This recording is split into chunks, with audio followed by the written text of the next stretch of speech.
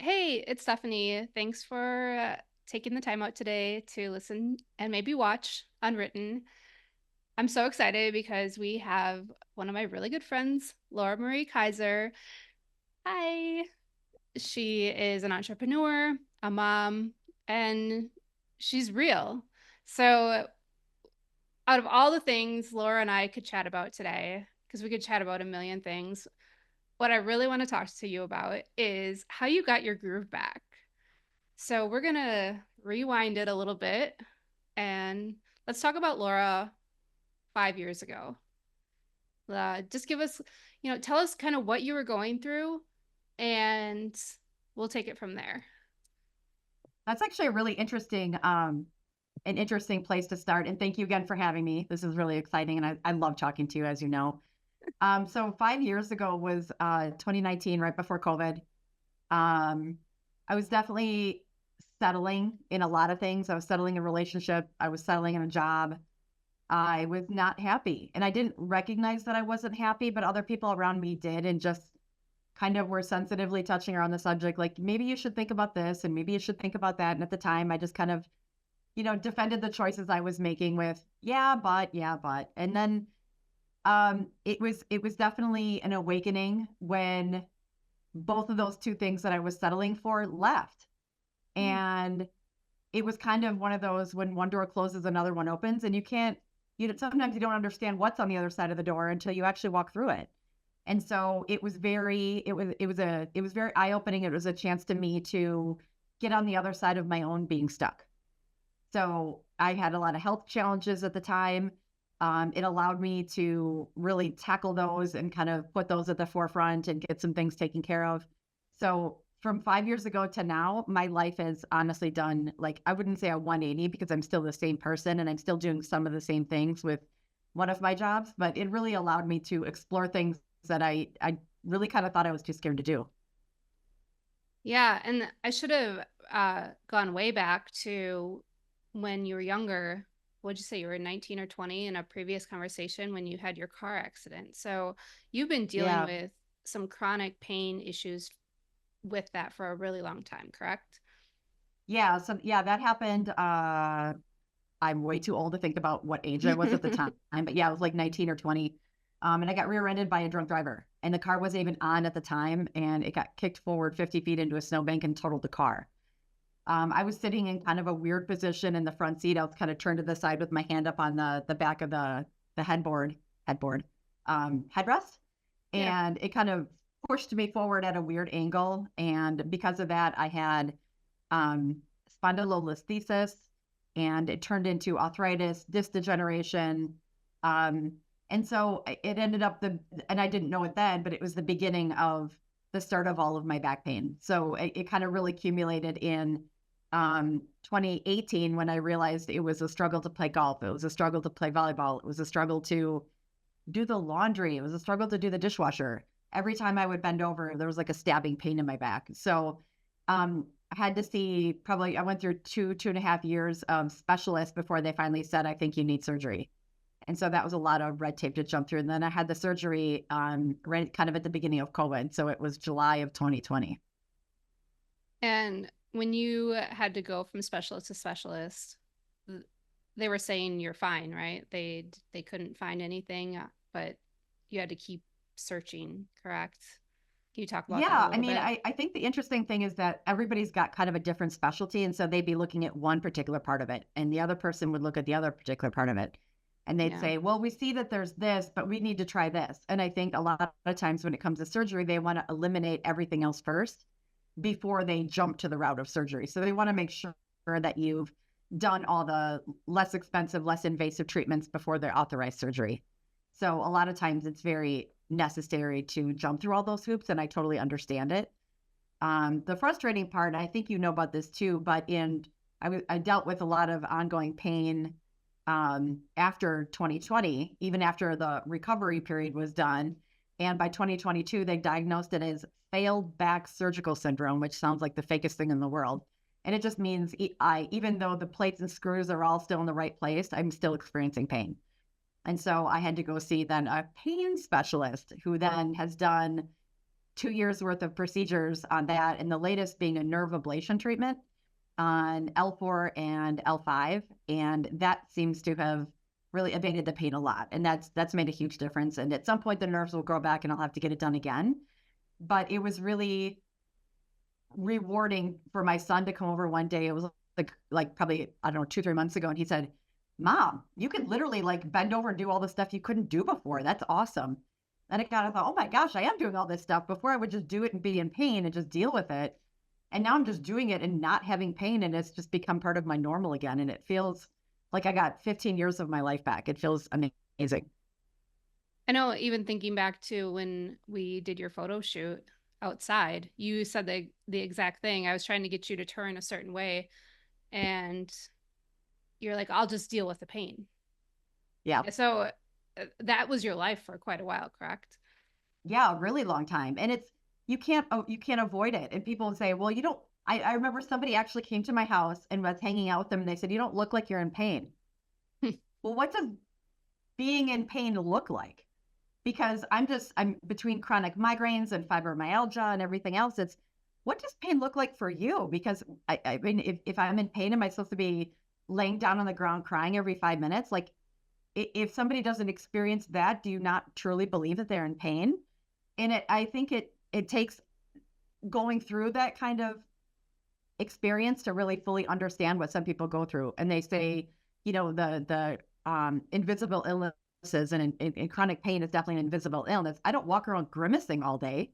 I can't. Mm-hmm. Like, I can't live my life like that. And I just try to handle everything as best I can and lead as normal a life as I can, considering what I'm going through. And on the days that you can't be normal, because that's like such a cliche word anyways, Right. Yeah. what do What you is how normal? how do you take care of yourself? How do you balance um trying, running multiple businesses and dealing with life, and then also dealing with this chronic pain? How do you find your balance, or do you find balance? I do really strive to find my balance every day. And I also take it day by day.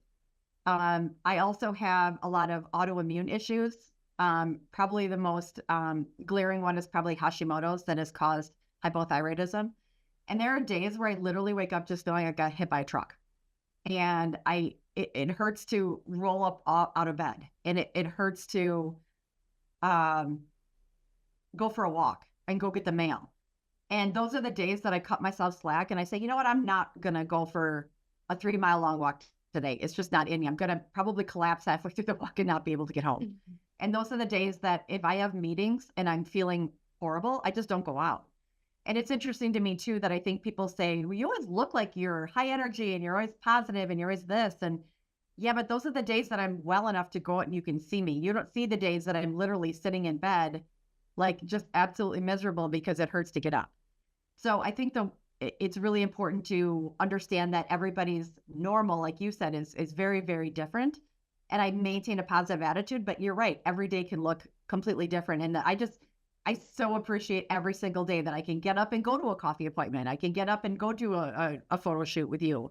I can get up and go do this, and I can go run to the mail and crank my music on in the car and hop out of the car. And I'm like, this is amazing. And I think a lot of people Yeah. just take it for granted that they could just function like a normal human body should function, but mine doesn't always do that. So I definitely don't take that for granted at all. Do you ever feel like, uh because this is how I I'm better at it now, but what did I do to deserve this? Did you ever go through those feelings of, gosh, like, why can't I do XYZ? I really don't. I really don't. Good. I think it's one of those things where we're all dealt a certain hand in life. Yeah. Um, as you know, with your family situation and your kids, it's we're given things that we're just meant to learn more from them than what we understand. I have never had oh, pity me. It's more, this is a challenge I was given and I'm going to find a way to overcome it. But I also take the position of, if I'm learning something from this, and if I can benefit somebody else's life in any way, shape, or form in some way, I'm going to do that. So Yeah. I am very vocal about the things that I struggle with on social media. I don't care. A lot of people say, oh, you don't need to talk about that. I know I don't need to talk about it. I want to talk about it.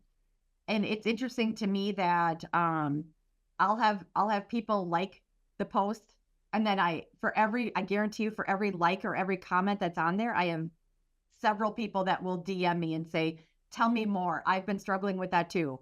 My loved one has struggled with that, and I'm not sure how to help. What can I say? How can I help? Tell me more, tell me more, tell me more. And so I think it's important to understand that even if you see something on social media, that's only the tip of the iceberg. And for not everybody, it's not their highlight reel. I don't live my life by highlight reel, and I try to stay really positive, but I also really, really, really want to help other people navigate all of the shit and all of the fuckery that is health concerns, because it's hard. It's hard and it's isolating. On days when I feel like crap, I'm not going to call people and say, "Hey, I feel like crap. Do you want to come over here and feel like crap with me?" So Yeah. I tend to be that. My zodiac sign is a crab, and I'm like, I just retreat back into my shell, and I'm like, okay, well, days that I don't feel very good, I'm just gonna kind of hang up on myself and do things at home and not negatively influence anybody else's life. And on the days where I'm positive, I'm gonna spread my positivity and joy as much as I can. But I Yeah. think it's important to share the experiences that you go through, because how else can people not feel so isolated and alone unless they realize there are other people that are out there too that are in pain and they're suffering, or they have something to share. Yeah.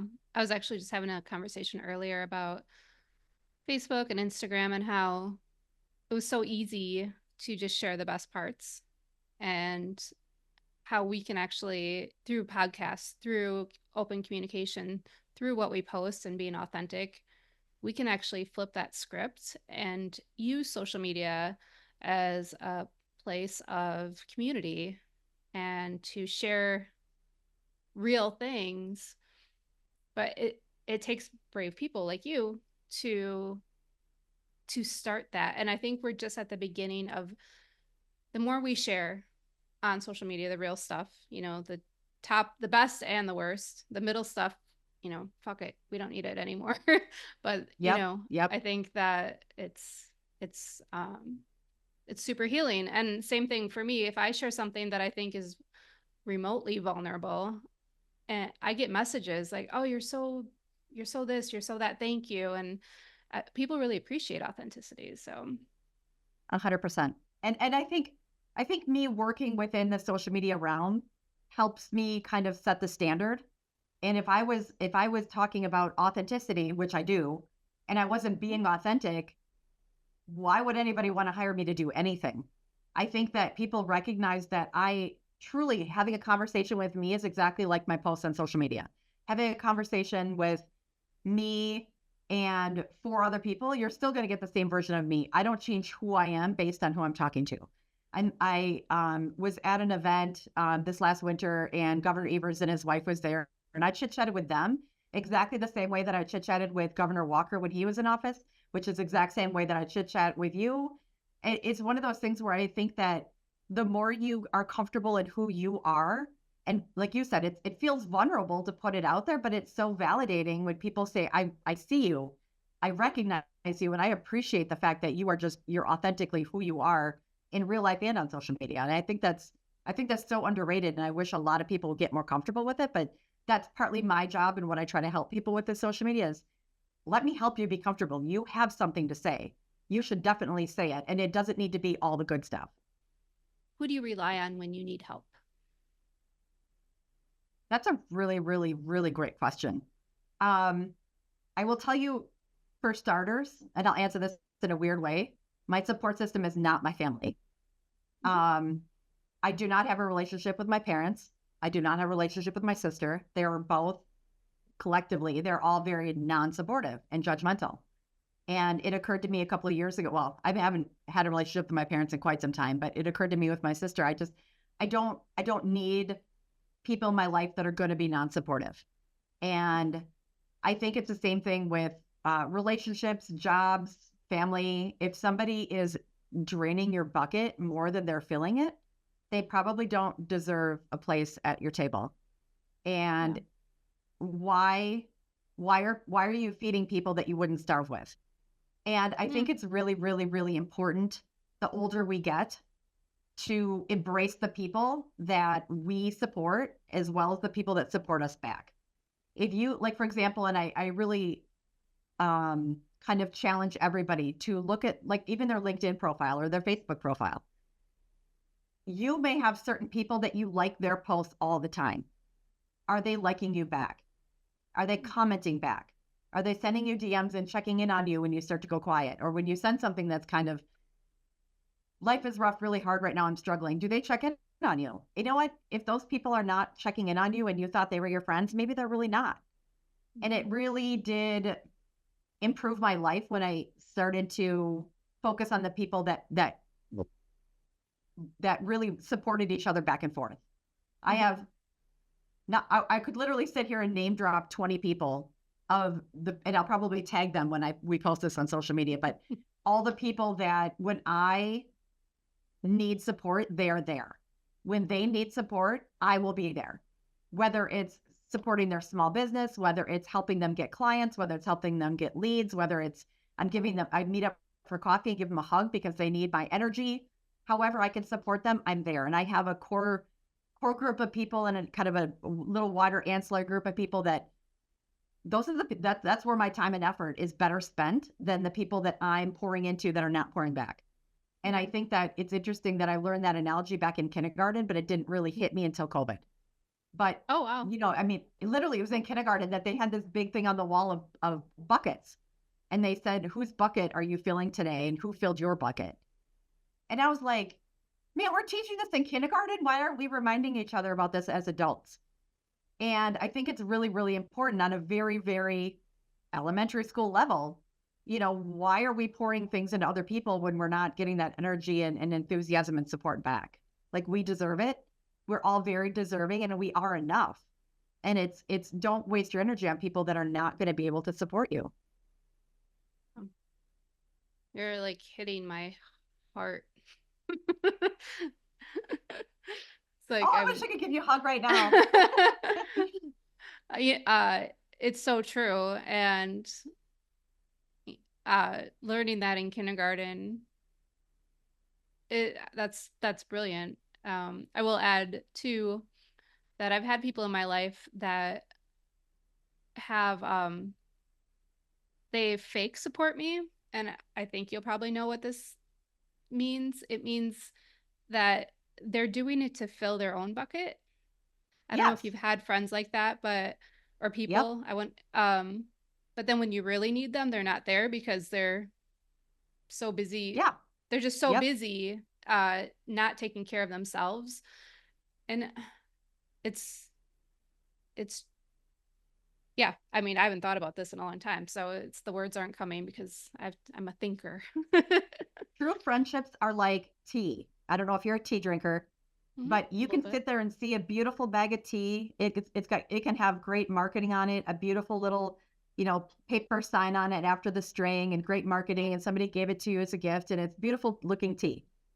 Then you put it in the hot water and then you drink it. Yeah, you don't know what that tea is like until you put it in hot water. And a lot of friendships are like that too. When you really need people and you add the hot water, who's still going to be there and taste good? Yeah, I mean, it should be that simple. If you need people and they don't show up, they're not your people. yeah. When I went through my divorce, I learned that it was really painful, but at the same Yeah. time, if it's if they're not if they're not going to be there at my worst, then they don't get my best. And for all those Yep. people that I did lose, I've only gained more because I've learned who I am and I continue to learn who I am. So the people I have surrounding me are more authentic, and I wouldn't have that time if I was still trying to chase after friendships that Yeah. sadly no longer You know what? exist. You know it's a real friendship when you think of their name and you literally your heart bursts open just a little bit. You're like, oh Oh my gosh, yeah. yes, I need to hang out with them, or I love this, I that. When you can Mm-hmm. have a heartfelt reaction to somebody's name, you know they're meant to be in your life, and you know that they are somebody that you can cherish and support and rely on. Yeah. Absolutely. And look at all the times that you and I go out and network out in public and each other's names come up all the time. I just had Mm-hmm. coffee with somebody this morning and he said, "Oh, your name came up 2 different times like in the last week. So this is great that we're having coffee because I have 2 different things I want to tell you about that your name came up." And it's not that I said, "Oh, everybody, please drop my name whenever da da da comes up." It's your reputation and your authenticity as a person sticks with people. Your energy sticks with people. And when Yeah. you are a warm, authentic, caring person, that's gonna, what is the term? Like pay off in Yeah. spades or something like that. So Spread like wildfire. I don't yes, know. yes, that reminds me of the field that we photographed in that one time. But Oh yeah, it's yeah. I think that authenticity is one of those things that it's a keyword that people throw around all the time, but really for the people that embody it and spread it and value it, it's much more than that. It's how we live our lives, and we are real people. Like I've Mm-hmm. referred people to you, and I know that you're going to love them because I love them, and it's we can share the love and spread the love, and it's like everything comes full circle. And when things come full circle, it makes me feel like, gosh, I've made all the right decisions when it comes to my friend network. And it's Yeah. also great because, like, so my son is 21 right now, and he's already figured out all the things that I figured out the hard way by watching my friendships and the things that I've gone through in my relationships. Yeah. And he knows if somebody is not meant to be a long-term friend, or they're just, there's a reason or there's a season mentality. And he's already embraced that some people are just a season. They're meant to teach you something. They're meant to you're meant to learn something from them. Maybe you're helping them for a short time, but maybe they're not going to be in it for the long haul. So there's a season, there's a reason, and then there's like the ride or dies, right? And I feel like I have already found my ride or dies, and I'm like, if I found my ride or dies before I'm 50, that's pretty good, because I think a lot of people really do think that the people that they're best friends with in their 20s are going to be there for the rest of their lives, and they get disappointed when they realize that they're not. So, Yeah.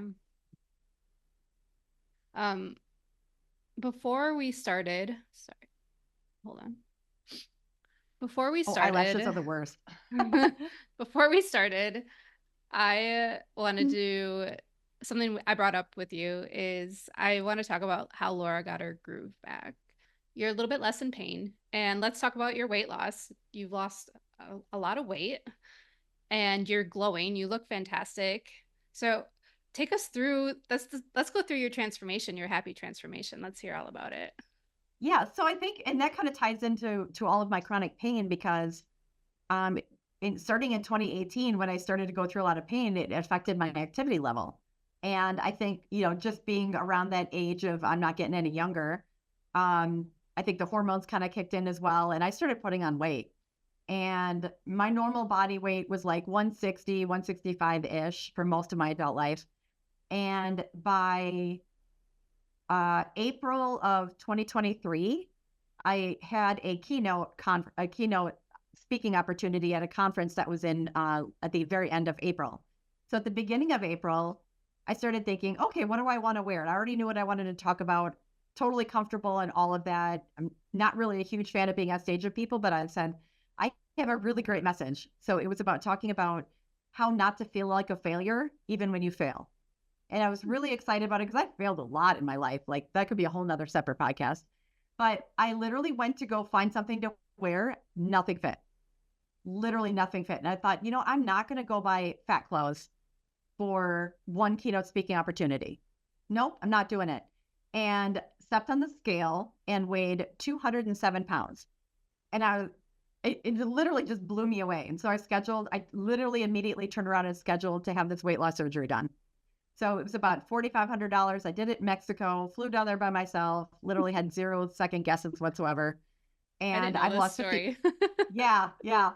So I had it and I literally scheduled it for May 4th. So less than a month. I literally had no turnaround time. Had it scheduled for May 4th of 2023 and slowly lost the weight after the surgery, slow and steady.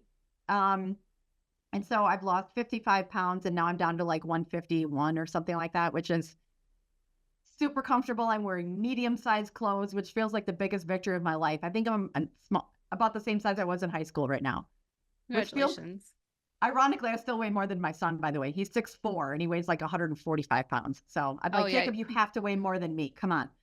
But I think it was one of those things where really, it wasn't even just the weight. It was the fact that I accomplished the weight loss. It was hard. eating after weight loss surgery is hard. You have the 3 or 4 ounce stomach. There are times when if you eat too fast or you eat too much, you just throw up. Like there's no second guessing it. It's not like you sit there with oh, I feel like I ate too much like on Thanksgiving. It's your body is like, oh, we're not doing this. And it just throws it up because you can't handle it. So it's a learning opportunity. You have to focus on proteins and you have to focus on vegetables and complex carbs. I've learned the hard way that eating bread will just put on weight. So I try to be very, very stringent with, and I can't do gluten anyway. So it's like, how often do you find really good gluten-free bread? And so that probably hasn't been the worst thing. But I think it's definitely been a good learning opportunity for a lot of people around me too. I've never paid attention to macros with eating before, and now I know all about macros. So it's definitely been interesting. But I will say, like 2 years after I left that relationship that was not good for me, and I was settling anyway, I had a very short relationship and I thought, I'm not settling anymore. I'm just not. And so I was intentionally single for 2 years.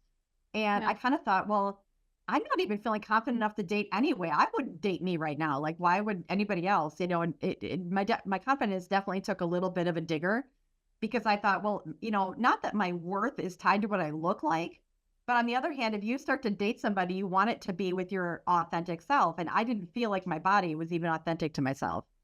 So I kind of started to put myself out there at the beginning of this year and met a great guy.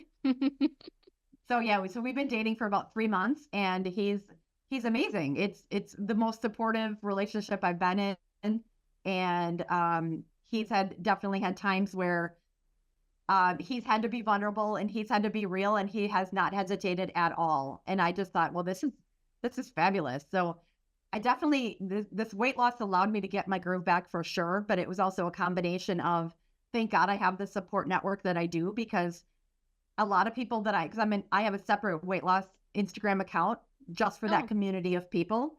And I share a lot of the struggles, a lot of the successes, tips, tricks, what's worked for me, what didn't work for me, things like that. And it's been so great having those conversations dedicated with people who have gone through the same thing that I went through, or people that are just starting out their journey and they can go back and look through all of my things and say, oh my gosh, tell me more about this, and this, because that's where I'm at right now. Like, how did you get through that? And it's really refreshing and inspiring to look back and just kind of see how far I've come in the last, well, it hasn't been a year and a half yet, but I guess almost a year and a half to see how far that's come and all the things that I've learned. And it's helpful for me and validating to be able to go back and help people get through the same journey that I went through. Because most of the people who have not been through it, they just ask the most insensitive questions. Oh, did you ever try dieting? Did you ever try this, and this? It's like, yeah, it's like it's like when I have a migraine and people say, I'll just say like, well, I have a migraine, so I need to leave. I'm starting to feel a migraine. And people say, have you tried to leave? Yeah. I've tried. I realize that sometimes it's coming from a great place, but it comes across very insensitive to people who have been suffering for a really long time. Obviously, I've tried to leave. I have a Yeah. migraine doctor with 3 different medications right now for my migraines. Yes, I've tried to leave. Thank you. Yeah. Thank you very much. I think it's so important that I feel like the more, and it's too bad, but like the more crap we have to go through in life, the more sensitive we are to other people's journeys. Yes. So Yes. sometimes when somebody says something like that, oh, did you try to leave? It's like, oh, well, thank you. Glad, feel sorry for your friends or whatever. I mean, that sounds mean, but No, it's just, honestly, my gut reaction when people say that is, I'm really glad you've never had migraines. yeah, It's more than a headache, but I appreciate the offer. Yes. yeah. And even with this podcast, I hesitate to call it an interview. I hesitate. I won't give advice because I don't know the answers. It's all Right, about right. sharing your authenticity and your stories so that other people can benefit from it. We don't need to. And I definitely encourage anybody, and I've had a lot of family court struggles, so that's something that I've talked about on social media too. Of it is rough, as you know, I'm sure. It's really, really, really hard to find people that understand what it's like. And Mhm. it's a lot of people say really insensitive things about co-parenting. And, for example, they'll say, well, why couldn't you two just get along? And Yeah. Okay. But I highly encourage anybody who thinks that I may be able to help with something that they're going through, that they want or need that support of somebody who's been through it, please reach out to me. I am happy to have conversations. I'm happy to share with you things from my perspective. Obviously, I'm not an attorney. Obviously, I'm not a doctor, but I've been through a lot of things, like you said, that have made me more resilient and made me more informed and made me a lot wiser about my body and how I can approach things from a maybe non-traditional standpoint. Because I feel like I've kind of been a disruptor way before Yeah. that term was cool, because my entire life, why do you have to do things a hard way? Why do you have to do things out of the box? Why are you always trying to do things a different way? Because I'm trying to find ways that work better, because the ways that everybody else does things might not work the best for me. And truly it hasn't. I think being a disruptor and being somebody that's willing to kind of challenge the status quo has actually served me well. I don't have a traditional 9 to 5 job, and I have been so much better off for it. So, as you know, I have Engaged Social Media, and I have clients through Engaged Social Media that I handle that for. I also have a fudge and caramel business. And then I also work for a law firm as the finance department, because I used to be a banker for 20 years. So it's kind of nice to have that balance of right brain, left brain. And then I also work for a marketing agency. So I'm super busy, but it all balances off really well together. I had time to read 50 books in 2023, even with all that schedule. I had time to go for walks. I had time to recover from a surgery. I had time to spend much more quality time with my son than I've ever had before. So I think that a lot of times people say, well, you should think about da da da da da. Maybe you should not offer advice about things that you don't know. If you've never been an entrepreneur, don't offer an entrepreneur um, advice and things out of that are coming from a sense of fear in yourself. Yeah. So I think that, and a lot of people, I think like you, I mean, it's a hard leap to be an entrepreneur. Mm-hmm. It's a hard leap to go from a 9 to 5 and you're guaranteed that salary to, I need to put myself out there and I need to work to boost my credibility and get clients and build this and build that, and then also deal with the taxes and deal with all these other things. But when you have a passion and you have that determination, I think that transcends what a lot of people think a 9 to 5 job is, and it brings you a different level of happiness that people who aren't entrepreneurs don't understand. Yeah, I agree. Um, if you could, I'm just gonna flip the switch a little bit here. If you could give yourself any advice, let's say in 2018, when you were kind of, I don't know if it was rock bottom for you, but 2018, when you were settling for a life that was far less than what you deserve, what what sort of advice would you give yourself now? And we're just talking about not giving advice, but what would Sorry, you? Kat. What, my cat just woke I up think too. I think the biggest advice I would turn around and give to myself is, you deserve more. Yeah. And I would tell that to anybody at any stage of their life. You deserve more. You don't need to settle for things that are not the epitome of happiness. If you think Yeah. there's more out there, you should strive to go find it. I think a lot of people settle for safe, and that's definitely what I was doing. I was scared to be an entrepreneur.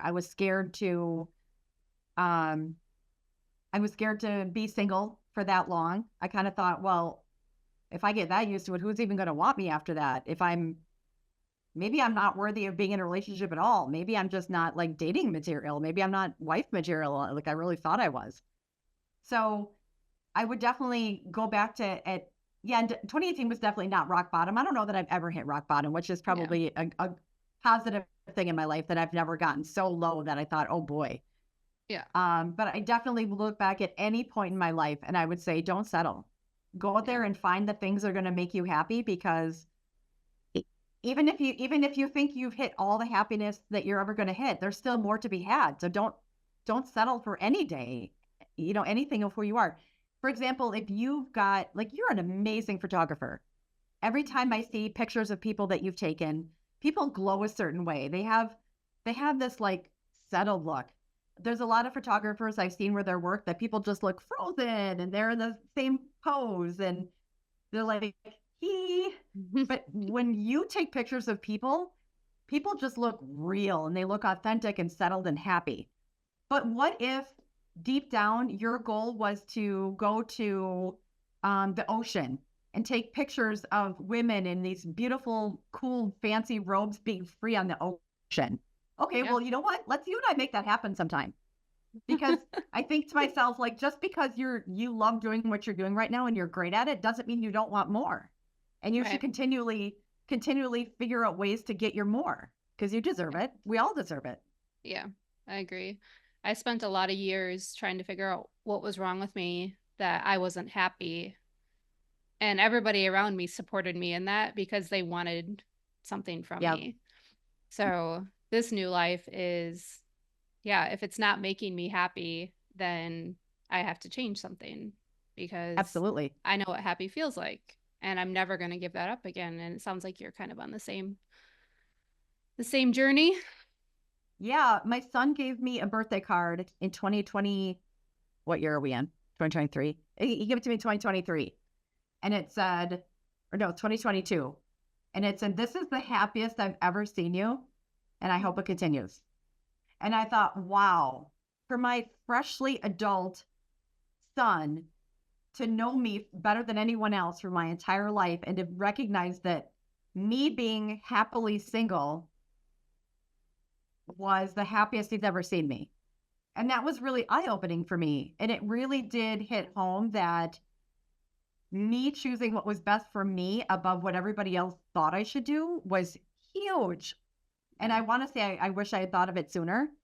I do wish I had thought of it sooner, but I think going through the shitstorm allowed me to appreciate the happiness that I have now and where I am now. And I'm going to always keep shooting for more.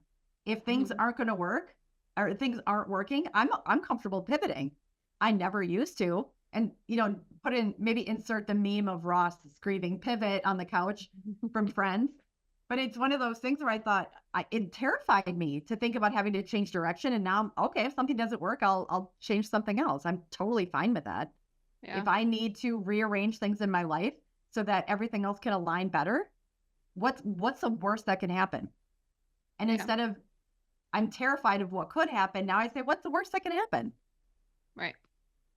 I agree. There's a photography term. If you're not getting the shot, move. It's Yep. very similar. Like And it you seems can't so just keep simple. doing it. Yeah. Yeah, it seems so common sense, but I see so many people taking selfies and they're facing the light. They're facing the window with the camera facing the light and they're all washed out. And I'm like, if you turn and get the natural light on your Yeah. face, then Yeah. you don't have to put any filters on it. People are like, "Oh, I didn't know that." And I thought, what Yeah. else can I share that I've learned the hard way that I can just teach you so that you can be your best self and take your best selfies or whatever the Yeah. case may be. I love that. Yeah. Put yourself in the light. I mean, really, it's kind of and it's beyond just photography. It's a good metaphor, right? Always Oh look yeah, towards that's the what I'm light. saying. Yeah. Yeah, Yeah, that's what, yeah. yeah. Can't be in the shadows. Okay. Well, I don't want to take up any more of your time, so I would love it if you could tell us where to find you and how to follow along on your journey. I don't know if we've ever talked about it, but I do feel like there is a book in your future. I'm gonna give you my psychic abilities that you're gonna be writing a book soon. What do you think about that? Have you You're thought not the about first it? person to suggest this. It's kind of interesting, and sometimes when I really dive into some of the things I've been through and like really kind of really deep detail, people are like, you should write a book. That's crazy. And I Hmm. think about all the books that I've read that were really eye opening for me, and I thought, well, who would want to read my story? That's the first thing that comes. And I thought, there's probably a way that I could write it that would be true to myself that I think that people might enjoy. And there's probably lots about my life that nobody knows, including my son, that I don't Yeah. want to go to the grave with. I think it's interesting to leave a legacy of yourself of a memoir. So Yeah. I definitely have thought about that. And I think maybe in the next 10 years that's a real possibility. That would be Yeah. awesome. Until then, how can people follow along? And I know you probably don't want to give away your Instagram um, username with the weight loss, but I'm sure there's other ways for people to follow along. So, Yeah. So my regular Instagram is Ms. Moxie Madison. And it's not private. So I would love to connect with anybody on there and have them follow along. And I would love to follow other people's journeys and get to know other people that way too. actually met some great friends on Instagram. It's kind of crazy. One of them is from Ohio and she's coming to visit me at the end of August. Oh my And I gosh, that's met awesome. her. She actually had the same weight loss surgery, and she and I Oh, connected before she even had hers. And she constantly says like, you're literally one of my biggest support systems, and we don't even know each other in person. So it's love that social media can be the positive side of social media. I'm absolutely. also on LinkedIn as Laura Marie Kaiser. There's another Laura Kaiser, and she's the head of SSM Health, and that is not me, Kaiser as well. And happy to connect with people on any of those. And then Engage Social Media SM Engage SM is my social media website. And then Simply Impeccable Fudge, if you're interested in fudge, caramels, gourmet homemade marshmallows, peanut butter bites, turtles, and everything is gluten free. So it's And a great place. delicious. It's a great place to for some holiday treats and treats throughout the year. Yeah. Sounds like a good for birthdays, for holidays, all kinds of stuff. Yes, especially if it's gluten free. It's just a safe treat if people have food allergies. Yeah. All right. Well, thank you so much. I love talking with you. Thank you so much for doing this. I can't wait.